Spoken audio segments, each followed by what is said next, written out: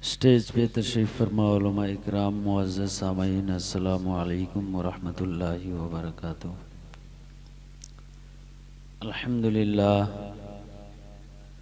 अल्हम्दुलिल्लाहिल्लज़ी Kaffa व सलामुन अला इबादिहिल्लज़ीना इस्तफ़ा अम्मा बअद फ़अऊज़ु बिल्लाहि मिनश शैतानिर रजीम बिस्मिल्लाहिर रहमानिर रहीम।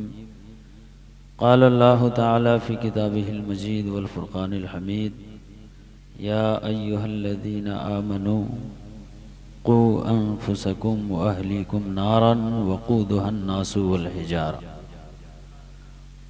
आमन्तु बिल्लाहि सदक़ल्लाहुल अज़ीम व बल्लगना रसूलुहुन नबियुल अमीनुल करीम व नहनु अला ज़ालिका अला मिनश शाहिदीन व शाकिरीन वल्हम्दुलिल्लाहि रब्बिल आलमीन।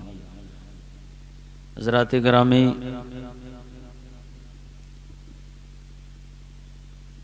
आइए सबसे पहले बारगाह रिसालत मआब सल्लल्लाहु तआला अलैहि वसल्लम में दुरूद शरीफ का नजराना पेश करें। अल्लाहुम्मा सल्ली अला सय्यिदिना शफीना हबीबना नबीना मौलाना मुहम्मदिन बारिक सल्लिम सल्लु अलैहि सलातम व सलामन अलैका या रसूलल्लाह सल्लल्लाहु तआला अलैहि वसल्लम।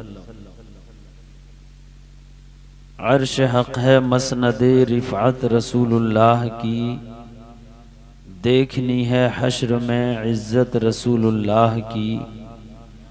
ला व रब्बिल अर्श जिसको जो मिला उनसे मिला, बढ़ती है कौनैन में नेमत रसूलुल्लाह की, बढ़ती है कौनैन में नेमत रसूलुल्लाह की। हज़रात गिरामी, जिस आयत करीमा को अपनी गुफ्तगू का उन्वान बनाया है, अल्लाह तबारक व तआला इरशाद फरमाता है, ए ईमान वालो, अपने आप को डराओ बचाओ और अपने अहलो अयाल घर वालों को बचाओ उस आग से जिसकी ईंधन, जिसके जलावन इंसान और पत्थर हैं। इस आयत करीमा में इंसान से मुराद काफिर लोग और पत्थर से मुराद वो बुत हैं जिनको वो लोग पूजते थे। इस आयत से मालूम हुआ कि हमको खुद भी अपने आप को बचाना है जहन्नम की आग से और अपने अहलो अयाल बाल बच्चे बीवी बच्चों घर वालों को भी बचाना है जहन्नम की आग से। आज औलियाए किराम को हम याद करते हैं, उनकी यादें मनाते हैं, उनके नाम से मंसूब करके जलसे जुलूस मनाते हैं। औलियाए किराम से ये मोहब्बत है, क्यों?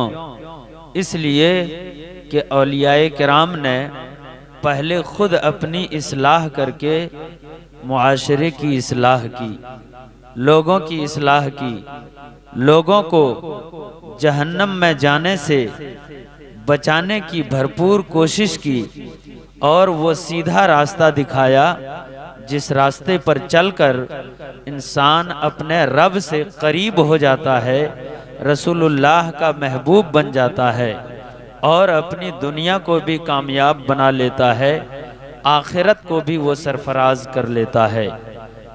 हज़रात गिरामी, अल्लाह के रसूल सल्लल्लाहु तआला अलैहि वसल्लम इरशाद फरमाते हैं, अबू दाऊद शरीफ की हदीस है, कुल्लुकुम राइन व कुल्लुकुम मसऊलुन अन रइयतिही औ कमा क़ाल नबी सल्लल्लाहु तआला अलैहि वसल्लम।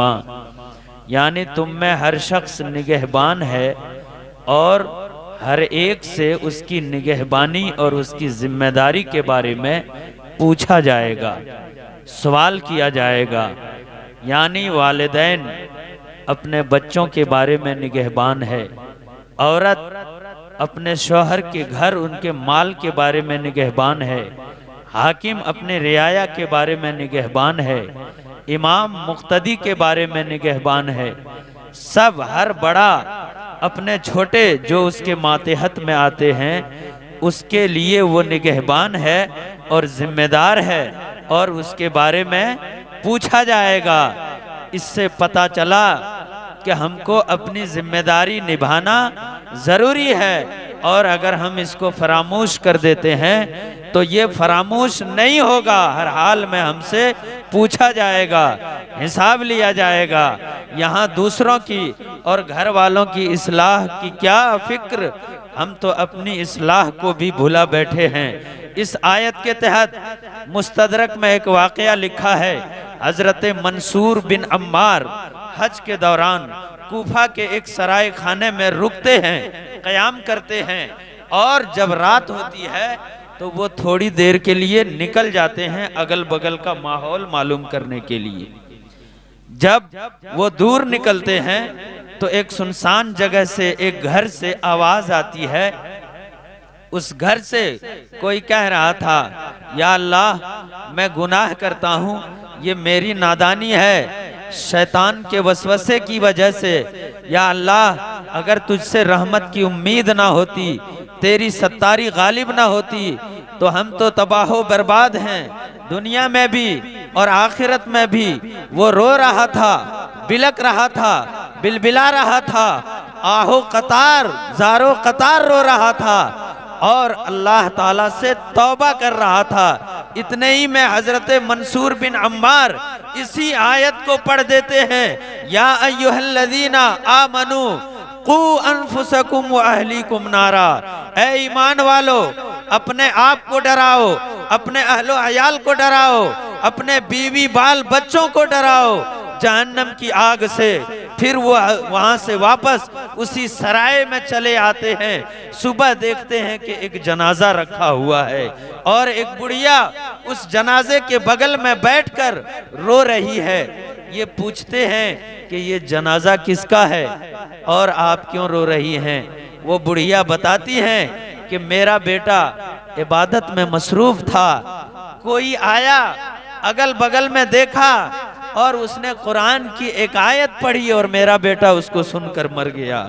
यानी वो आदमी जो अल्लाह की बारगाह में तौबा कर रहा था, अल्लाह ताला ने तौबा कबूल कर लिया था, और इस आयत को सुनने के बाद मारे दहशत के और जहन्नम की हौलनाकी को याद करके उसी वक्त उसकी रूह तन से जुदा हो जाती है। इससे मालूम होता है कि हमको कितनी फिक्र करनी चाहिए, हमको अपनी इस्लाह की कितनी फिक्र करनी चाहिए और अपने बाल बच्चों के बारे में कितना सोचना चाहिए। मगर हम अपनी फिक्र करते ही नहीं है। नमाज पढ़ते हैं? नहीं पढ़ते हैं, जबकि हर एक को पता है कि नमाज हर आकिल बालिग मुकल्लफ पर फर्ज है, और जब तक आप मुकल्लफ हैं तब तक आपसे नमाज साकित नहीं है। नमाज के बारे में हर हाल में पूछा जाएगा, मगर हम नमाज से गाफिल हैं। जब खुद ही नहीं पढ़ते हैं तो बच्चों को कहां से नमाज सिखाएंगे? बल्कि हम क्या सिखाते हैं, जाओ ना उसके घर का पपीता पक गया होगा, तोड़ के ले आओ ना, कोई थोड़ी ना देख रहा होगा। उसका अमरूद पक गया है, तोड़ के ले आओ ना। हम अपने बच्चों को दूसरों का हक मारना सिखाते हैं, चोरी करना सिखाते हैं और दूसरों की हक तलफी करना सिखाते हैं। बच्चों की तरबियत नहीं करते हैं, हराम खाना सिखाते हैं। और बच्चा जब इस किस्म का काम करता है तो हम उसकी इस्लाह भी नहीं करते हैं, बल्कि हम वाहवाही करते हैं कि मेरा बच्चा बहुत तेज है, बहुत होशियार है, कहीं कुछ देखेगा फायदे का सामान उठा के ले आएगा। आपका बच्चा भी बेवकूफ है और आप भी बेवकूफ हैं। अगर आप होशियार होते तो फौरन अपने बच्चे को बताते, बेटा ना हक किसी का चीज लेना शरीयत मुस्तफा में हराम है, जब तक इजाजत ना लो तब तक न किसी की चीज खाओ और न उसको इस्तेमाल करो, ये हराम है। अगर बचपन में बता दें तब तो जवानी में वो उस पर अमल करेगा, मगर हम नहीं तरबियत करते हैं, बल्कि हम तबाही का और सामान मुहैया कराते हैं और देते हैं, सिखाते हैं। कुर्बान जाइए आका करीम रहमतुल लिल आलमीन सल्लल्लाहु ताला अलैहि वसल्लम पर आप एक मर्तबा बैठे हुए हैं, कुछ सहाबा अगल बगल में है, आपके गोद में हजरत इमाम हसन बिन अली बैठे हुए हैं। इतने ही में सदके की खजूर की एक टोकरी आती है आपके पास, वो रख देते हैं। हजरत इमाम हसन मुजतबा अभी बच्चे थे, नादान थे, आपको मालूम नहीं था। आप उसको उठा के एक खजूर मुंह में डाल लेते हैं, खाने लगते हैं। सरकार दो आलम सल्लल्लाहु ताला अलैहि वसल्लम ने मुंह में उंगली डाल के खजूर निकाल लिया और आपने बताया, अख नख थूक थू, इसको थूको, हम आले मोहम्मद सदका नहीं खाते हैं। सरकार दो आलम सल्लल्लाहु ताला अलैहि वसल्लम ने ये अमल करके एक तो बचपन में तरबियत फरमा दी, तालीम दे दी और पूरी उम्मत को ज़हन दे दिया कि अगर बच्चा कोई गलती करे और जिम्मेदार वहां पे मौजूद हो, तो अगर जिम्मेदार ने नहीं रोका तो वो जिम्मेदार गुनहगार है, उससे उसके बारे में पूछा जाएगा, है कि नहीं। मसला किताबों में मौजूद है, किबला की तरफ पांव करके सोना लेटना मना है, मना है कि नहीं। छोटा बच्चा नहीं सो गया, नहीं जानता, उसके ऊपर गुनाह नहीं है, लेकिन अगर वालिदैन गार्जियन सुला दे तो उसके लिए है कि नहीं, ममनू है कि नहीं है, गुनाह है कि नहीं है, गुनाह है। लेकिन हम इसकी परवाह नहीं करते। अगर आपने पैसा खर्च किया है, अगर आपने उलमाए कराम को बुलाया है, तो आप इस्लाह करने की कोशिश करें और इस्लाह अपने घर से शुरू करें। पहले आप नमाजी बने, पहले आप मुसलमानों को गालियां देना छोड़ें, आप उलमा की तनकीद करना छोड़ें, आप पड़ोसी के हुकूक को अदा करना सीखें, आप बड़ों का एहतराम करना सीखें, आप छोटों पे शफकत करना सीखें।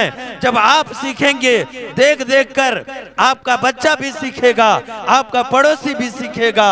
और यहाँ पे कुछ देर पहले इस्लामी खवातीन भी आई थी तकरीरें सुनने के लिए और फिर वो धीरे धीरे जाने लगी। अब इस्लामी खवातीन, बोलिए, हमारे रसूल की बेटी खातून जन्नत हजरत फातिमतुज़ ज़हरा रज़ी अल्लाह ताला अन्हा से मुअज़्ज़ज़, बाअज़मत और मुक़द्दस बेटी किसी की होगी? है किसी की बेटी? नहीं है। बुखारी शरीफ की हदीस है, हजरत मिस्वर बिन मखरमा रज़ी अल्लाह ताला अन्हु रिवायत करते हैं, अल्लाह के रसूल सल्लल्लाहु ताला अलैहि वसल्लम इरशाद फरमाते हैं, फातिमा बज़अतुम मिन्नी, फातिमा मेरा टुकड़ा है, मेरे जिस्म का टुकड़ा है। मैं यूज़ीहा फ़क़द आज़ानी, जो फातिमा को तकलीफ और ईज़ा दे उसने मुझे तकलीफ और ईज़ा पहुंचाई। ये मकाम है हजरत फातिमा का। लेकिन आपको मालूम है, एक मर्तबा हजरत फातिमा, ये भी बुखारी की हदीस है, सरकार की बारगाह में आती हैं, अर्ज करती हैं, या रसूल अल्लाह, आपके यहाँ बहुत सारी कनीज़ें आई हैं, लौंडियाँ आई हैं, मुझे ज़रूरत है, तकलीफ होती है काम करने में, आप एक लौंडी अता कर दें। अल्लाह के रसूल ने नहीं दिया, मना कर दिया। और शाम के वक्त काशानाए अली में हजरत फातिमा और हजरत अली ऐसे ही लेटे हुए थे। सरकार अपने काशानाए अक़दस से निकलकर काशानाए अली में दाखिल होते हैं और हजरत अली और फातिमा के बीच में जाके आप तशरीफ फरमा हो जाते हैं। हजरत अली उठना चाहते हैं मगर आप उठने नहीं देते। और फिर आका करीम रहमतुल लिल आलमीन इरशाद फरमाते हैं, फातिमा, तूने लौंडी मांगी थी, क्या मैं आपको उससे बेहतर चीज ना दे दूं? हजरत फातिमा रसूल की बेटी हैं, खातून जन्नत हैं, सरकार की आगोश में तरबियत भी पाई है, इल्म भी पाया है। अर्ज करती हैं, या रसूल अल्लाह, क्यों नहीं? सरकार दो आलम सल्लल्लाहु ताला अलैहि वसल्लम इरशाद फरमाते हैं, मेरी प्यारी बेटी, जब तुम अपने तमाम काम से फारिग होकर और जब अपने ख्वाबगाह पे आओ तो तुम 33 मरतबा सुभान अल्लाह का विर्द कर लेना, 33 मरतबा अल्हम्दुलिल्लाह का विर्द कर लेना और 34 मरतबा अल्लाहु अकबर पढ़ लिया करना। ये तुम्हारे लिए जो लौंडी और जो बांदी मांगी थी उससे 1000 गुना बेहतर है। 1000 गुना बेहतर है। अल्लाह के रसूल ने लौंडी नहीं दी और आपने उससे बेहतर वजीफा दिया। और आज हम क्या करते हैं, हमारी बेटी जीन्स मांगे तो हम जीन्स दे देते हैं कि नहीं देते हैं? उरियानियत ज़दा लिबास पहनाते हैं। कहां जा रही है, किसके साथ घूम रही है, किसके साथ फोन पे बातें कर रही हैं, हमें कोई खबर नहीं। जबकि कुरान के मुताबिक हमारी जिम्मेदारी है कि हम अपने बच्चों की इस्लाह करें और उनके कारनामों की खबरगिरी करें, खबर रखें। बोलिए है कि नहीं है कि नहीं है? लेकिन हम ख्याल नहीं रखते हैं। आज आप इस प्रोग्राम से कुछ सीख कर जाएं और उसको अपने अमली जिंदगी में दाखिल व शामिल करने की कोशिश करें। मेरे बाद आपको एक बहुत ही शानदार जानदार खिताब सुनने को मिलेगा। स्टेज पे बहुत अजीम शख्सियत मुफ्ती झारखंड हजरत अल्लामा व मौलाना मुफ्ती सफीउल्लाह साहब क़िबला मिसबाही, सदर मुफ्ती मदरसा निदाउल इस्लाम बांदड़ी पालोजुरी तशरीफ फरमाए। हजरत का खिताब नायाब सुनकर दिल बाग बाग हो जाएगा। मुझसे पेशतर आपने हजरत अल्लामा व मौलाना जमील साहब फैजी इमाम खतीब जामा मस्जिद दुमका से बहुत ही मुदल्लल और मुफस्सल तकरीर समात की। तकरीरें सुनते रहते हैं, लोग सुनते रहते हैं, लेकिन सिर्फ सुनने से कोई फायदा है जब तक कि उसको अमली जिंदगी में दाखिल करने की कोशिश ना करें। इंसान अगर कोशिश करे, आका की मोहब्बत दिल में बसा ले, अल्लाह तबारक व तआला मोहब्बत रसूल के सबब उसको तौफीक देता है और वो जो सुन कर आया है उस पे वो अमल करने लगता है तौफीक इलाही से। और आका की सीरत व सुन्नत और आका की मोहब्बत अगर दिल में नहीं है तो फिर इबादतों में न लज्जत है न मजा है, बल्कि मकबूल ही नहीं है, मकबूल ही नहीं है। सहाबा कराम की जिंदगी को देखें। सुलह हुदैबिया का मौका था। अल्लाह के रसूल सल्लल्लाहु ताला अलैहि वसल्लम तकरीबन 1400 सहाबा के साथ उम्रा करने के लिए मदीना से निकले और हुदैबिया के मकाम पे रुक जाते हैं। आप उधर से पैगाम आ जाता है, माहौल की नजाकत मालूम हो जाती है आपको, और फिर काफिरों की तरफ से शर्तें आती हैं। इस मसले को हल करने के लिए, इस गुत्थी को सुलझाने के लिए अल्लाह के रसूल हजरत उस्मान को भेज देते हैं। हजरत उस्मान रसूल करीम सल्लल्लाहु ताला अलैहि वसल्लम की तरफ से जाते हैं और उनको भेजा इसलिए गया कि हजरत उस्मान बहुत बड़े ताजिर थे, मक्का के रईस थे और उनके रिश्तेदार और उनके दोस्त वगैरह बहुत मौजूद थे वहां पे। तो असरो रसूख की बुनियाद पे शायद कि ये उलझा हुआ कजिया जल्दी सुलझ जाए, इसलिए अल्लाह के रसूल ने हजरत उस्मान को भेजा। हजरत उस्मान मक्का जाते हैं। मक्का जाने के बाद आप तबादला ख्याल करते हैं, मसला हादसा पर बातचीत करते हैं। बात करते करते जो लोग मक्का के थे उन लोगों ने कहा, ए उस्मान, आप आ ही गए हो तो आप उम्रा कर लो, आप उम्रा कर लो। मुहम्मदुर रसूलुल्लाह सल्लल्लाहु ताला अलैहि वसल्लम अपने सहाबा के साथ शर्तों के मुताबिक उम्रा करेंगे, उनको इजाजत नहीं मिलेगी, लेकिन आप आ गए हो तो उम्रा कर लो। रसूल करीम की मोहब्बत देखिए, हजरत उस्मान गनी की मोहब्बत रसूल जागती है और आप जिसने ये दावत दी थी, आप उसके मुंह पे जवाब देते हैं कि क्या तूने अभी तक मेरे ज़मीर को भांपा नहीं, मेरे अंदर मुस्तफ़ा की मोहब्बत जो पनप रही है उसका अंदाजा लगाया नहीं। कमबख्त, तूने ये जुर्अत भी कैसे की कि आका करीम रहमतुल लिल आलमीन जाने जहां हुदैबिया के मकाम पे मेरा इंतजार कर रहे हो और मैं उनका गुलाम मुस्तफ़ा को छोड़कर उम्रा कर लूं, ये उस्मान की मोहब्बत को गवारा नहीं है। पता चला मुस्तफ़ा की मोहब्बत जब साथ ना हो, मुस्तफ़ा की तरफ लव ना हो, मुस्तफ़ा की तरफ तवज्जो ना हो, तो इबादत भी बेलज्जत होती है और इबादत में मजा नहीं आता है।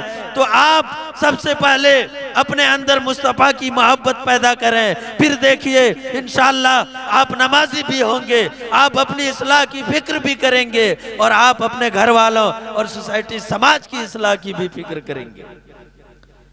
सही है कि नहीं है? दुरूद शरीफ पढ़ें। अल्लाहुम्मा सल्ली अला सय्यिदना मौलाना मुहम्मदिन बारिक सल्लिम सल्लु अलैहि सलातम व सलामन अलैका या रसूल अल्लाह सल्लल्लाहु ताला अलैहि वसल्लम। हज़रात गिरामी, आज ये मौजू मुंतखब करने का मेरा सिर्फ इतना ही मकसद और मेरी नीयत ये थी कि आज मुआशरा तबाह होता जा रहा है। नौजवान तो नौजवान है, बच्चे भी बिगड़ते जा रहे हैं और आदत बचपन से दी जाती है, कोई चीज शुरू से सिखाई जाती है। तो आप बच्चों की तरबियत की फिक्र करें और खासकर लड़कियों की तरबियत, और लड़कियों की तरबियत में कितना बड़ा सवाब और अज्र की बशारत है। आका करीम रहमतुल लिल आलमीन सल्लल्लाहु ताला अलैहि वसल्लम इरशाद फरमाते हैं कि जिसकी 3 बेटी हो और उसने उसकी तरबियत, तालीम और तहजीब सिखाकर उसने तरबियत के साथ उसकी शादी करा दी, उसको ससुराल भेज दिया, तो हदीस का जुमला आगे है फलहुल जन्ना अलबत्ता अलबत्ता। सरकार फरमाते हैं उसके लिए यकीनन जन्नत है, उसके लिए यकीनन जन्नत है। मजलिस में एक सहाबी पूछ लेते हैं या रसूल अल्लाह जिसकी 2 बेटी हो, आका फरमाते हैं उसके लिए भी जन्नत है। एक और सहाबी पूछते हैं या रसूल अल्लाह जिसकी 1 बेटी हो, आका फरमाते हैं उसके लिए भी जन्नत है अगर उसने अच्छी तालीम और तरबियत के साथ निकाह करा दिया, ससुराल भेज दिया। एक सहाबी थे, वो ज़ारो कतार रोने लगे। आका करीम पूछते हैं ए मेरे सहाबी आप रो क्यों रहे हो? वो अर्ज करते हैं या रसूल अल्लाह आज जिसको आप जन्नत का सामान कह रहे हैं, जन्नत में जाने का जरिया बता रहे हैं, जमाना जाहिलियत में मैंने अपनी बेटी को जिंदा दफना दिया था। या रसूल अल्लाह क्या मेरा गुनाह अल्लाह ताला माफ फरमा देगा? मुस्लिम शरीफ की हदीस है, आका करीम फरमाते हैं अल इस्लाम यहदिमु मा काना क़ब्लहू। ऐ मेरे सहाबी, अब जब तुम इस्लाम ला चुके हो, इस्लाम लाने के बाद अल्लाह ताला पहले के तमाम गुनाहों को माफ फरमा देता है। तो बेटी औलाद ये जन्नत में जाने का सामान है, जरिया है। आप उसकी फिक्र करें, तरबियत करें। और हम बदनसीब हैं, हम इसकी तरफ तवज्जो नहीं करते। बड़े बड़े इल्म वाले, ताकत और सल्तनत वाले, आपने हारून रशीद का नाम सुना होगा, सुना है? बहुत बड़े बादशाह गुजरे हैं और बहुत खुद भी बहुत बड़े इल्म वाले थे। हजरत हारून रशीद एक मर्तबा हजरत इमाम कैसई से कहते हैं, बहुत बड़े इमाम नहव के इमाम, कि आप मेरे बच्चे को तालीम दिया करें, आपकी नवाजिश होगी, आप घर पे तशरीफ लाया करें। हजरत इमाम कैसई कहते हैं कि तालीम तो जरूर दूंगा, लेकिन ए बादशाह आपके घर पे नहीं आऊंगा, मेरे घर पे आना पड़ेगा। बादशाह मंजूर कर लेते हैं। फिर उन्होंने कहा हजरत एक गुजारिश और है। कहा वो क्या? कहा मेरे बच्चे को आप पहले दर्स दे दिया करें। कहा ये भी नहीं होगा, जो पहले आएगा उसको पहले दर्स दिया जाएगा, जो बाद में आएगा उसको बाद में दर्स दिया जाएगा। कहा ठीक है, मंजूर कर लिया। बात के मुताबिक, तयशुदा बात के मुताबिक वो उनका बेटा मामून रशीद, ये भी बादशाह हुए हैं। ये हजरत इमाम कसई के मकाम पे, उनके घर पे आने लगे, तालीम हासिल करने लगे। एक दिन बादशाह हारून रशीद का उधर ही से गुजर हुआ। उन्होंने देखा कि हजरत इमाम कसई वजू फरमा रहे हैं और बादशाह का बेटा पानी ढाल रहा है।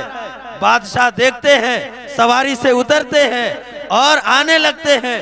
कुछ लोग देखते हैं और कहते हैं आज मौलाना साहब की खैर नहीं, बादशाह के बेटे से काम ले रहे हैं। बादशाह तो आग बगोला होंगे, मगर कुर्बान जाइए हजरत हारून रशीद की इल्म दोस्ती और उलमा दोस्ती पर वो आते हैं, कोड़ा निकालते हैं और अपने बेटे को मामून रशीद को मारना शुरू करते हैं और कहते हैं अल्लाह ने तुझे 2 हाथ दिए हैं तो तू एक हाथ से पानी दे रहा है, तेरा दूसरा हाथ खाली क्यों है? एक हाथ से पानी डाल और दूसरे हाथ से अपने उस्ताद का पांव धो, दूसरे हाथ से अपने उस्ताद का पांव धो। तो ये यहाँ पर इस वाकया में जहाँ पर इल्म का मकाम, उस्ताद का मकाम, उलमाए कराम का मकाम नुमाया होता है, वहीं पे औलाद की तरबियत भी समझ में आती है।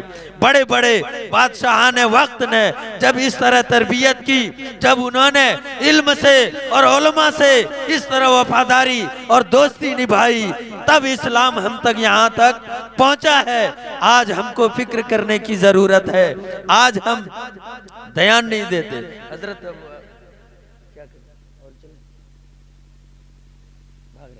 दुरूद शरीफ पढ़ें, अल्लाहुम्मा सल्ली अला सय्यिदना मौलाना मुहम्मदिन बारिक सल्लु अलैहि सलातम व सलामन अलैका या रसूल अल्लाह सल्लल्लाहु तआला अलैहि वसल्लम। हज़रात गिरामी, अब मजमा भी तकरीबन भाग ही चुका है, चंद ही लोग हैं और मुफ्ती साहब का भी खिताब होगा। बस और 2-3 मिनट जो हमारे घरों में इस्लामी माएँ बहनें हैं, उनकी तरबियत भी हमारे ऊपर